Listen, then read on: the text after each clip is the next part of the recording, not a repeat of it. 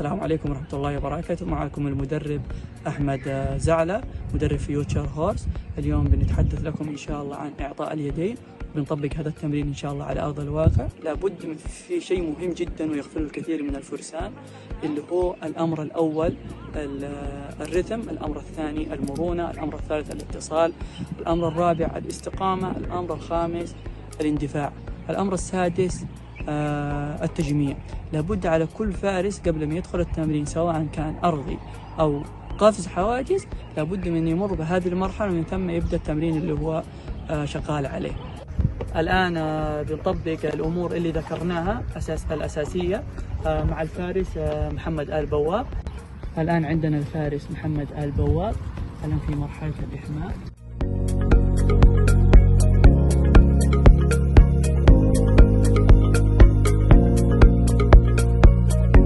الأمر الثاني اللي هو مرحلة الليونة، زي ما انتم شايفين الفرس بدأت تسترخي ونوصل لمرحلة الليونة.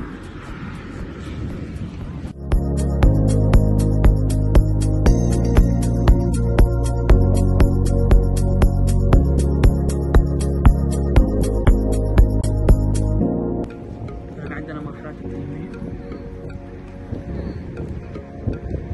يعطيك العافية محمد. نطبق تمرين إعطاء اليدين. الآن حطيت أنا معنا في بداية الميدان وفي النهاية، تمام؟ بيجي الخط مستقيم.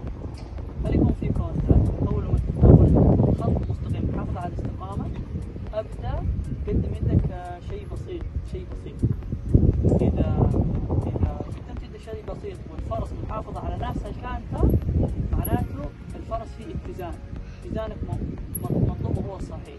إذا الفرس راح رتمي أكثر يكون ما في اتزان وفي عندك مشكلة في إعطاء اليدين، ولازم تحل هذه المشكلة بالممارسة مع الفرس. يحافظ على الاستقامة. محمد حافظ على الاستقامة. الآن أعطيها اليد أكثر. الآن طلبنا من الفارس إعطاء اليد للفرس، وما شاء الله الالتزام موجود. كما شاهدتم طبقنا الأمور اللي ذكرناها في بداية المقطع مع الفارس محمد آل بواب. الأمر الأول الرتم، المرونة، الاتصال، الاستقامة، التجميع. فهذه الأمور لابد على كل فارس قبل من أنه يعمل أي تمرين لجوال سواء أرضي أو قفز حواجز لابد أن يمر بهذه الأمور ويعمل بها. يعطيك العافية محمد وشكرا لكم جميعا.